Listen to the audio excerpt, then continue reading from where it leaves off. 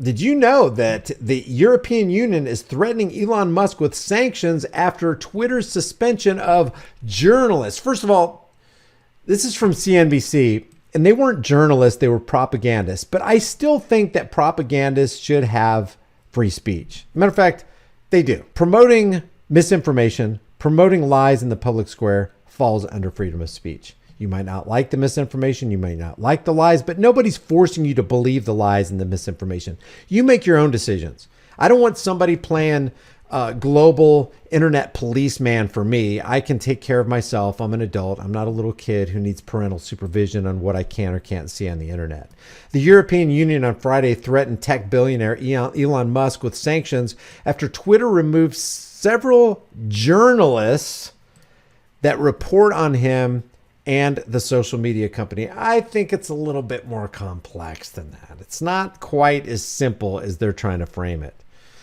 This person, the European Commission's Vice President for Values and Transparency. How about that? A commission for values within the government who's valueless, who has no principle, who has no moral compass, but they're going to, that's a vice president for values and transparency, something that the governments are not interested in being transparent to the people at all. They don't want accountability. They don't want to suffer the liability for wrong actions. That's not what they do. And they stamp out any kind of competition because that's what they do. So it's so funny. It's so funny when I see this.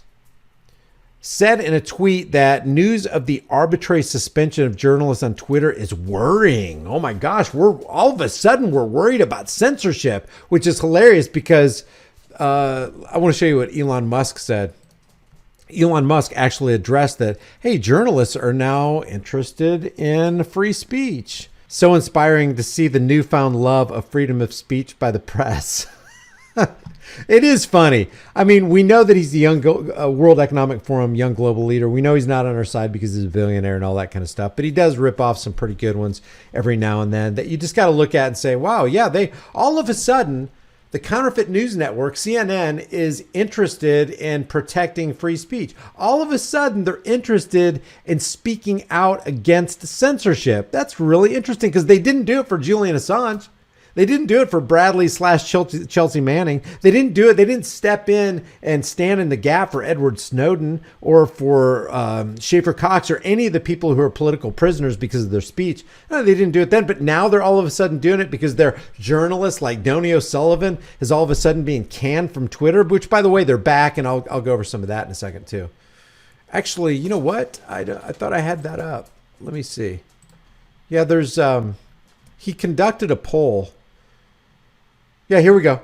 He said, the people have spoken. Accounts who doxed my location will have their suspension lifted now, which is crazy to me because their suspension is lifted, but Alex Jones, who didn't dox anybody's present location, is not back.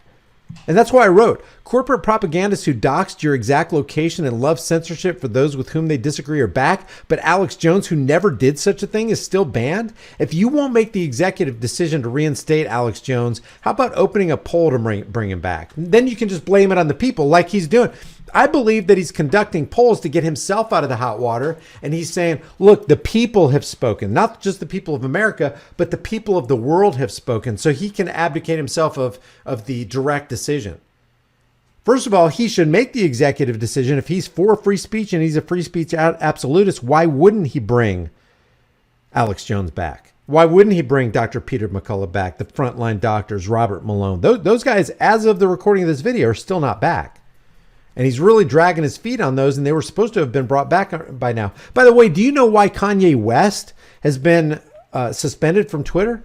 Because he posted a picture of a symbol that people didn't like and got offended over.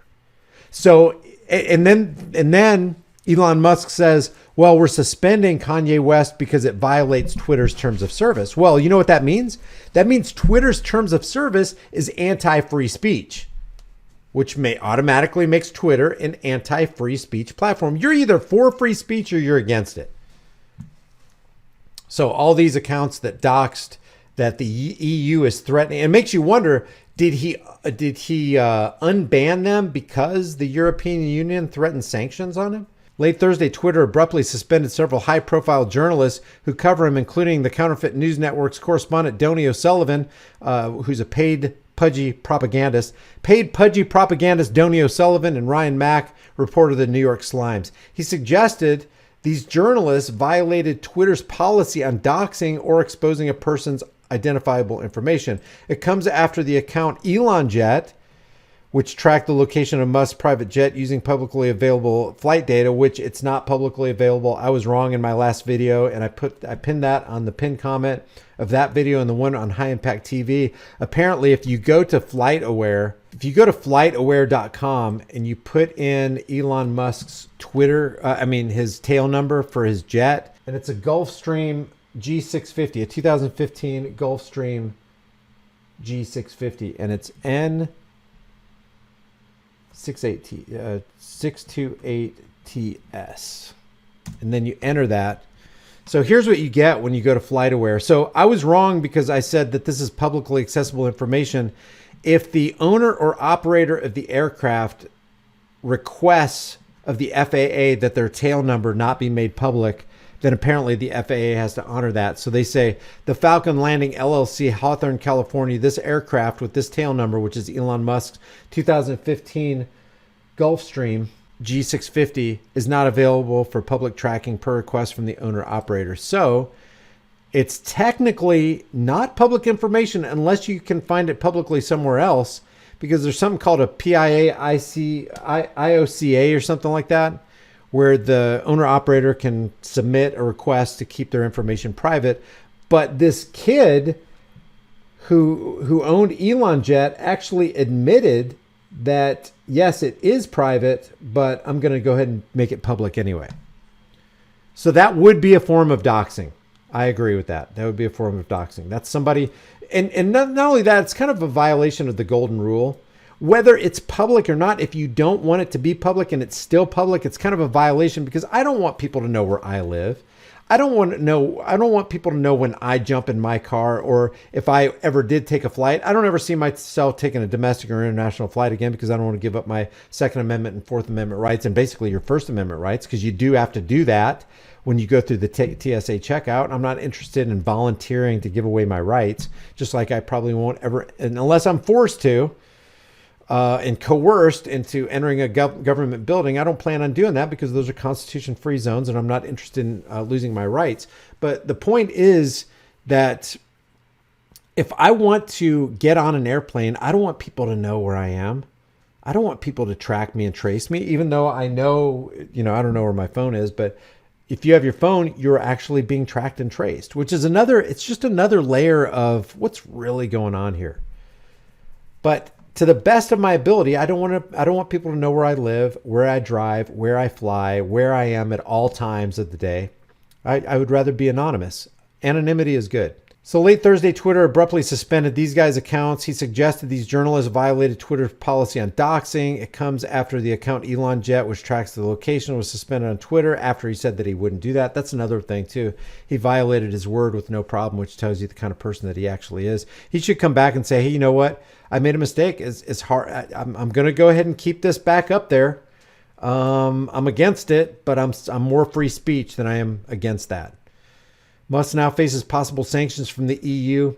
EU Digital Services Act requires respect of media freedom and fundamental rights, which is hilarious because that's coming out of the government. The government doesn't care about your freedom. The government doesn't care about your rights. The government doesn't care about sticking their hands deeper into your pockets and stealing your wealth, but they're going to wax all virtuous against Elon Musk and say, how dare you? How dare you suspend the free speech rights of journalists who are really propagandists? This is reinforced under our Media Freedom Act. Elon Musk should be aware of that. There are red lines and sanctions soon, she added. Jourova didn't add any further details on the sanctions. Under the EU's Digital Services Act, companies can be fined up to 6% of their global annual revenues for breaches. You violated our law, which is the opinions of politicians backed by the threat of force. You violated our law. Therefore, we can impose sanctions of 6% of your global annual revenues. Global. That means The EU is not just taking 6% of everything that happened in the EU region. They're going to reach their hand globally and take 6% of Twitter's annual revenue because they violated their edict against, the Media Freedom Act. Unbelievable, man. And then this happened on the 16th. So today, Elon Musk says, hey, the accounts who docked my location will have their suspension lifted now. Is that why you did it, Elon? Did you do it because you got pressure from the European Union? Or did you do it because you felt like you wanted to do the right thing and safeguard freedom of speech? I mean, what was your real reason? He says he did it because of the poll. And here's the results of the poll right here. Unsuspended accounts who doxed my exact location in real time. 58.7% said now. Unban them. And 41.3% said 7 days. A lot of people down here said, where's the never option? Look, yeah, Andrew Tate said never. Never. Can you do this again, but with the never option? Matt, this isn't a poll for keeping age of consent laws. This, Julia says, unsuspend accounts who docked Elon Musk's exact location in real time. So she conducted her own poll that has 19,937 votes. The final results were unsuspend now, 7 days, and 48.6% said never.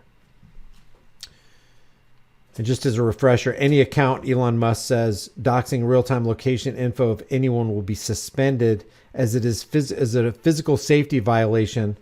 This includes posting links to sites with real-time location info.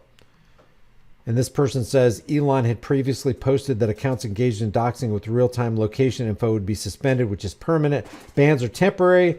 The rules are the rules. So this person is saying, no, you need to follow your rules. So what do you guys think? Should those propagandists, I'm not even going to call them journalists because we all know that they're fake stream, CIA infiltrated, Operation Mockingbird, MK Ultra propagandists. Should they have been suspended in the first place? Should Elon Musk have lifted the suspension? And if he was going to lift the suspension, shouldn't he have made the executive order and done it himself? Do you have a problem with him going to the people and conducting a poll to see what the people said so you can basically put it all on them? Should it have been a 7-day ban? Should never have been the option? Where do you guys land on that?